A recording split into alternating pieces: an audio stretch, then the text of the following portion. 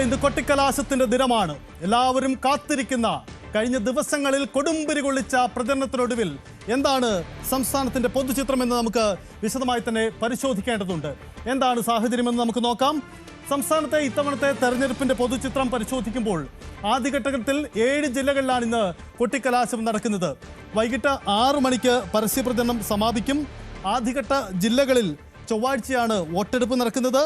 തിരുവനന്തപുരം മുതൽ എറണാകുളം വരെയുള്ള ജില്ലകളിലാണ് ഈ വോട്ടെടുപ്പ് നടക്കാൻ പോകുന്നത്. ഇന്ന് വൈകിട്ട് 6 മണി വരെ മാത്രമാണ് പരസ്യപ്രചരണം അവസാനിക്കാൻ സമയം അനുവദിച്ചിരിക്കുന്നത്. നാളെ നിശബ്ദ പ്രചരണമാണ്. അതിനുശേഷം രണ്ടാം ഘട്ട തെരഞ്ഞെടുപ്പ് 11-ന് നടക്കും. ഇതാണ് ഇതുവരെയുള്ള തെരഞ്ഞെടുപ്പ് ചിത്രം. ഓർക്കുക, ഇത്തവണത്തെ തെരഞ്ഞെടുപ്പിൽ വലിയ മാറ്റങ്ങൾ ഉണ്ടായിരുന്നു. നമുക്ക് വേഗത്തിൽ ഇതുവരെയുള്ള ചിത്രം ഒന്ന് നോക്കാം. അതായത് 7 ജില്ലകളിലാണ് കൊട്ടിക്കലാശം നടക്കുന്നത്.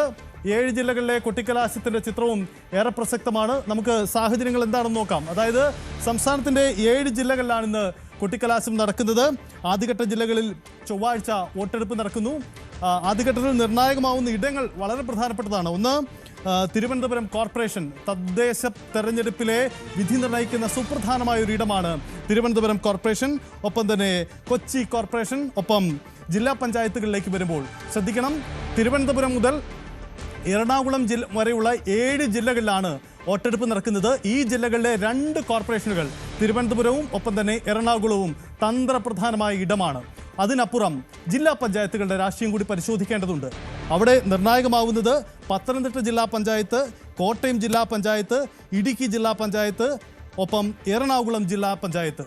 എന്തുകൊണ്ടാണ് ഈ ജില്ലാ പഞ്ചായത്തുകളെ മാത്രം പ്രത്യേകം മെൻഷൻ ചെയ്യേണ്ടി വരുന്നത് എന്ന് പരിശോധിച്ചാൽ ഈ ഇടങ്ങളിലാണ് ഇത്തവണ സുപ്രധാനമായ രാഷ്ട്രീയ മാറ്റം ഉണ്ടാവുക. പ്രേക്ഷകർ ശ്രദ്ധിക്കുക, നിലവിലുള്ള സാഹചര്യം അനുസരിച്ച് സംസ്ഥാനത്തിൻ്റെ രാഷ്ട്രീയ സാഹചര്യങ്ങളിൽ മാറിമറിയുമ്പോൾ ഇതിൽ നിർണായകമാവുന്നത് ഈ ഇടങ്ങളിലെ തെരഞ്ഞെടുപ്പാണ്. ഇവിടെ നമുക്ക് പരാമർശിച്ചു പോകുന്ന ഒരു ഇടം പന്തളം നഗരസഭ കൂടിയുണ്ട് എന്ന കാര്യം കൂടിയുണ്ട്. നമുക്ക് ഏറ്റവും പ്രധാനപ്പെട്ട കാര്യമുള്ളത് ഈ സംസ്ഥാനത്തിൻ്റെ സാഹചര്യം പരിശോധിക്കുമ്പോൾ തിരുവനന്തപുരം കോർപ്പറേഷനെ നമുക്ക് പ്രത്യേകം പരാമർശിച്ച് പോവേണ്ടി വരും. കാരണം തിരുവനന്തപുരം കോർപ്പറേഷനാണ് ഇതിൽ ഏറ്റവും തന്ത്രപ്രധാനമായ സ്ഥലം. ഇതിൽ മുന്നണികളുടെ ആശങ്കകളും പ്രതീക്ഷകളും തിരുവനന്തപുരത്ത് സുപ്രധാനമാണ്. അതിൽ BJPയുടെ, CPMൻ്റെ, UDFൻ്റെ പ്രതീക്ഷകൾ എത്രമാത്രമാണ്, ആ പ്രതീക്ഷകൾക്കൊപ്പം എത്രമാത്രം മുന്നണികൾക്ക് ഒരുങ്ങാൻ കഴിഞ്ഞിട്ടുണ്ട് എന്ന പ്രസക്തമായ ചോദ്യം കൂടിയുണ്ട്. BJP ഭരണം പിടിക്കുമോ എന്ന ചോദ്യം തിരുവനന്തപുരത്ത് പ്രസക്തമാണ്. കാരണം വലിയ അവകാശവാദം അവർക്കുണ്ട്. അതേസമയം ഇടതുമുന്നണിയുടെ ഭരണം നിലനിർത്തുമോ, UDF നില മെച്ചപ്പെടുത്തുമോ? UDF വലിയ അവകാശവാദങ്ങളുമായി ഇത്തവണ കളത്തിൽ വന്ന് അതുകൊണ്ട് അവർ നിലനിർത്തുമോ എന്ന ചോദ്യം കൂടി വരുന്നുണ്ട്. ഒപ്പം BJP പിടിക്കുമോ എന്ന ചോദ്യം ഏറെ പ്രസക്തമാണ്. നോക്കൂ, യെസ്, എന്തായാലും സാഹചര്യങ്ങൾ അങ്ങേയറ്റം നിർണായകമാണ്. തിരുവനന്തപുരം കോർപ്പറേഷൻ്റെ സാഹചര്യമാണ് നമ്മൾ പരിശോധിക്കുന്നത്. തിരുവനന്തപുരത്ത് ഏറെ സങ്കീർണമായ രാഷ്ട്രീയ സാഹചര്യങ്ങൾ നിലനിൽക്കുന്ന ഇടമാണ്. ആദ്യഘട്ടത്തിൽ വോട്ടെടുപ്പ് നടക്കുന്ന ഏറ്റവും തന്ത്രപ്രധാനമായ ഇടങ്ങളിലൊന്ന് ഈ തിരുവനന്തപുരം കോർപ്പറേഷനാണ് എന്ന പ്രത്യേകതയുമുണ്ട്. നമുക്ക് വേഗത്തിൽ തിരുവനന്തപുരം കോർപ്പറേഷൻ്റെ കക്ഷിനില കൂടി ഒന്ന് പരിശോധിക്കാവുന്നതാണ്. തിരുവനന്തപുരം കോർപ്പറേഷൻ്റെ കക്ഷിനിലയിലേക്ക് വരുമ്പോൾ നോക്കുക, ഇടതുമുന്നണിക്ക് 51 സീറ്റുകളാണ് നിലവിലുള്ളത്. ഒപ്പം BJPക്ക് 34, UDFന് 10, മറ്റുള്ളവർ 5. ഇതാണ് നിലവിലുള്ള ചിത്രം. അതിനുശേഷം ഇത്തവണ 101 സീറ്റുകളിലേക്ക്, 101 വാർഡുകളിലേക്ക് തെരഞ്ഞെടുപ്പിൻ്റെ ചിത്രം കോർപ്പറേഷനിൽ മാറിയിട്ടുണ്ട്. ഒരുപക്ഷേ ഈ തദ്ദേശ തെരഞ്ഞെടുപ്പിനെ ഏറ്റവും നിർണായകമാക്കുന്ന, ഏറ്റവും ശ്രദ്ധേയമായ തെരഞ്ഞെടുപ്പ് ഫലം ഉണ്ടാവേണ്ട ഇടം തിരുവനന്തപുരം കോർപ്പറേഷനാണ്. കാരണം അവിടെ BJPയുടെ വലിയ അവകാശവാദങ്ങളുണ്ട്. ഞങ്ങൾ ഇത്തവണ കോർപ്പറേഷൻ പിടിച്ചാൽ മതി, ഞങ്ങൾക്ക് കേരള ഭരണം പിടിക്കാനുള്ള തുടക്കം അതാകും എന്നതാണ് BJPയുടെ അവകാശവാദം. വലിയ പ്രചരണമുണ്ട്. നമ്മൾ കണ്ടതാണ് ശ്രീലേഖ, മുൻ DGP അടക്കമുള്ളവരെ കളത്തിലിറക്കിയുള്ള BJPയുടെ നീക്കം. ഇതൊക്കെ ഫലം കാണുമോ? പക്ഷേ ഇടതുപക്ഷത്തെ സംബന്ധിച്ച് കഴിഞ്ഞ 30 വർഷത്തിലേറെയായി അവരുടെ കരുത്തുറ്റ കോട്ടയാണ് തിരുവനന്തപുരം കോർപ്പറേഷൻ. അത് ഇത്തവണ നഷ്ടപ്പെടാനുള്ള സാഹചര്യമുണ്ടോ? ഏറ്റവും പ്രധാനം, അവിടെ ഒരു നഗരസഭാ വിരുദ്ധ വികാരം പ്രകടമാകുമോ എന്ന ചോദ്യമമാണ്. സ്മാർട്ട് സിറ്റിയൊക്കെ നടപ്പിലാക്കിയെന്ന് അവകാശപ്പെട്ട് വരുന്നതാണ് CPM, ഇടതുമുന്നണി. അവർക്ക് ഇത്തവണ അത് വെല്ലുവിളി ഉണ്ടാക്കുമോ എന്ന ചോദ്യം കൂടി അവിടെ ഉയരുന്നുണ്ട്. ശ്രദ്ധിക്കുക, കോൺഗ്രസ് ഇത്തവണ തിരുവനന്തപുരം കോർപ്പറേഷനിലാണ് ഏറ്റവും ആദ്യം കേരളത്തിൽ അവരുടെ സ്ഥാനാർത്ഥി പ്രഖ്യാപനം നടത്തിയത്. ഒരുപക്ഷേ മറ്റെല്ലാ മുന്നണികൾക്കും അപ്പുറം നേരത്തെ ഒരുങ്ങിയതാണ് ഇത്തവണ കോൺഗ്രസ്. ശബരിനാഥനെ പോലെയുള്ള മുൻ MLA കോർപ്പറേഷൻ വാർഡിലേക്ക് മത്സരിക്കാൻ കളത്തിലിറക്കി. അവരിങ്ങനെ കളം നിറയുമ്പോൾ അത് എത്ര തവണ നിർണായകമാവുമെന്ന ചോദ്യം കൂടി തിരുവനന്തപുരത്ത് പ്രസക്തമാണ്. മധ്യ തിരുവിതാംകൂറിലെ മറ്റൊരു നിർണായകമായ ഇടം അത് എറണാകുളമാണ്. എറണാകുളത്തേക്ക് വരുമ്പോൾ അവിടെ ഏറ്റവും പ്രധാനപ്പെട്ടത് BJP, അതായത് മധ്യ തിരുവിതാംകൂറിൽ കൊച്ചി കോർപ്പറേഷനാണ് ഏറ്റവും സുപ്രധാനമായ ഇടം. കൊച്ചി കോർപ്പറേഷനിലേക്ക് വരുമ്പോൾ അവിടെ ഇത്തവണ പ്രധാനമാവുന്നത് അവിടെ പിടിക്കാൻ വേണ്ടിയുള്ള UDFിൻ്റെ തന്ത്രങ്ങളാണ്. കഴിഞ്ഞ തവണ വിമതന്മാരായിരുന്നു വെല്ലുവിളി. ഇത്തവണയും ആ വിമതന്മാർ തന്നെ അവിടെ ഭീഷണി മുഴക്കുമോ, ഭീഷണിയായി തന്നെ UDFിന് തുടരുന്നുണ്ടോ എന്ന പ്രസക്തമായ ചോദ്യമുണ്ട്. പക്ഷേ അതിനെ ഞങ്ങൾ മറികടന്നു, അതിനുള്ള ഒരുക്കങ്ങൾ ഞങ്ങൾ നടത്തി എന്നതാണ് കോൺഗ്രസിൻ്റെയും UDFിൻ്റെയും അവകാശവാദങ്ങൾ. അതൊക്കെ ഫലം കാണുമോ എന്നത് വളരെ പ്രധാനപ്പെട്ട കാര്യമാണ്. അങ്ങനെ തദ്ദേശ തെരഞ്ഞെടുപ്പിനെ നിർണായകമാക്കുന്ന ഘടകങ്ങളിൽ മധ്യ കേരളത്തിലേക്ക് വരുമ്പോൾ ഏറ്റവും പ്രധാനപ്പെട്ടമായ ഇടങ്ങളിൽ ഒന്നായി മാറുന്നു. അത് കൊച്ചി കോർപ്പറേഷനാണ് ഈ ആദ്യഘട്ട തെരഞ്ഞെടുപ്പിലെ ഇടമെന്നതാണ്. ജില്ലാ പഞ്ചായത്തുകൾക്ക് മറ്റൊരു രാഷ്ട്രീയം കൂടി പറയാനുണ്ട്. ഏറെ പ്രധാനപ്പെട്ട കാര്യം കൂടിയാണിത്. എന്താണ് കൊച്ചിയിൽ സംഭവിക്കുക എന്ന പ്രധാനപ്പെട്ട സാഹചര്യം കൂടി നമുക്ക് മുന്നിൽ വരുന്നുണ്ട്. എന്താണ് കൊച്ചിയിൽ സംഭവിക്കുക? കൊച്ചിയുടെ രാഷ്ട്രീയം എന്താണ്?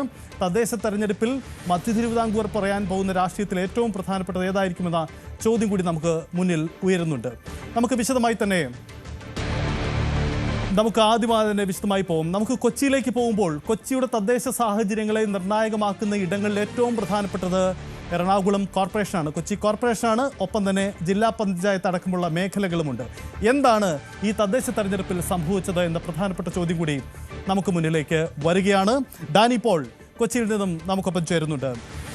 Yes Danny, good morning Danny. എന്തായാലും നമ്മൾ ഈ കാത്തിരിപ്പിനൊടുവിൽ നമ്മൾ അവസാന ഘട്ടത്തിലേക്ക് എത്തുകയാണ്. തദ്ദേശ തെരഞ്ഞെടുപ്പ്, തദ്ദേശ പോരതിൻ്റെ അവസാന ഘട്ടത്തിലാണ്. എല്ലാ തെരഞ്ഞെടുപ്പുകളും നമ്മൾ എത്ര കണ്ട തെരഞ്ഞെടുപ്പുകൾ കണ്ടതാണ് ഡാനി. ഈ തെരഞ്ഞെടുപ്പുകൾക്കെല്ലാം ഓരോ പ്രത്യേകതകൾ പറയാനുണ്ട്. ഏറ്റവും ഒടുവിൽ പാർലമെൻറ്റ് തെരഞ്ഞെടുപ്പിന് ശേഷം നമ്മളിവിടെ ഒരു തദ്ദേശ തെരഞ്ഞെടുപ്പിലേക്ക് വരുമ്പോൾ ഈ തദ്ദേശ തെരഞ്ഞെടുപ്പിൽ വ്യത്യസ്തമായ സാഹചര്യങ്ങൾ നിരവധിയുണ്ട്. നമ്മൾ എല്ലായ്പ്പോഴും പറയാറുണ്ട് ഈ തദ്ദേശ തെരഞ്ഞെടുപ്പ് കേരളത്തിൽ നിയമസഭാ തെരഞ്ഞെടുപ്പിൻ്റെ സെമി ഫൈനലാണ്. പക്ഷേ ഇത്തവണ എല്ലാ അർത്ഥത്തിലുള്ള സെമി ഫൈനൽ തന്നെയാണ്, ഒരു തർക്കവുമില്ല. കാരണം തദ്ദേശ ഫലം വന്നതിന് ശേഷം പിന്നെ നിയമസഭയ്ക്ക് ഒരുങ്ങാൻ ചുരുങ്ങിയ ദിവസങ്ങൾ മാത്രമേ ബാക്കിയുള്ളൂ. മധ്യ കേരളം എന്തുകൊണ്ട് നിർണായകമാവുന്നു എന്ന ചോദ്യത്തിന് ഉത്തരം മധ്യ തിരുവിതാംകൂറിൽ സ്വാധീനമുള്ള രാഷ്ട്രീയ ശക്തി കേരളം ഭരിക്കുന്നു എന്നതാണ് പൊതുവിൽ നമ്മൾ കണ്ടുവരുന്ന ഒരു ശീലം. കഴിഞ്ഞ തവണ UDFിൻ്റെ ശക്തി കേന്ദ്രമായ മധ്യ തിരുവിതാംകൂറിൻ്റെ ഇടങ്ങളിലൊക്കെ ഇടതുമുന്നണി വലിയ മുന്നേറ്റം നടത്തിയതാണ്. കൊച്ചി കോർപ്പറേഷനിലേക്ക് തന്നെ നമുക്ക് വരാം. ഡാനി നോക്കൂ, കൊച്ചിയിൽ കഴിഞ്ഞ തവണ വിമതരായിരുന്നു കടുത്ത പണി നടന്നത്. ഇത്തവണ ഡാനിയോടക്കം അവിടുത്തെ DCC പ്രസിഡന്റ് പറഞ്ഞതാണ് വിമതന്മാരെ ഞങ്ങൾ ഒഴിവാക്കി, ഇത്തവണ വിമതന്മാർ ഞങ്ങൾക്ക് വെല്ലുവിളിയല്ലെന്ന്. പക്ഷേ ഈ അവസാന ഘട്ടത്തിലേക്ക് വരുമ്പോൾ വിമതന്മാർ UDFിന് കോൺഗ്രസിന് ഭീഷണി ഉണ്ടാക്കിയിട്ടുണ്ടോ ഡാനി?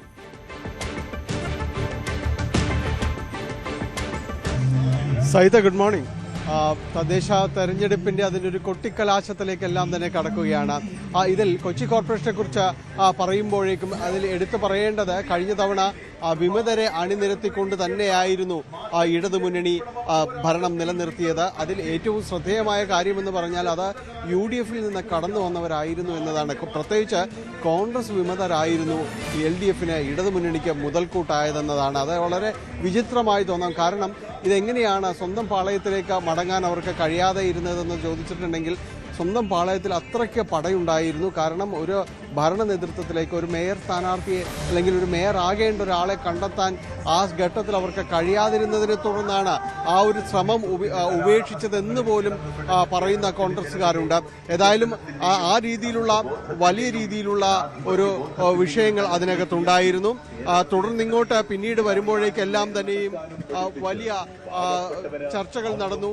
ഇത്തവണ 13 പേരാണ് 13 അതായത് 13 റിബൽ സ്ഥാനാർത്ഥികൾ കോൺഗ്രസിനുണ്ട് എന്നതാണ് എടുത്ത് പറയേണ്ടത്. ഇത് ആരുടെ വിജയം നിർണ്ണയിക്കും എന്നതെല്ലാം അവർ പോലും വലിയ രീതിയിൽ ചിന്തിക്കുകയാണ്. കോൺഗ്രസിന്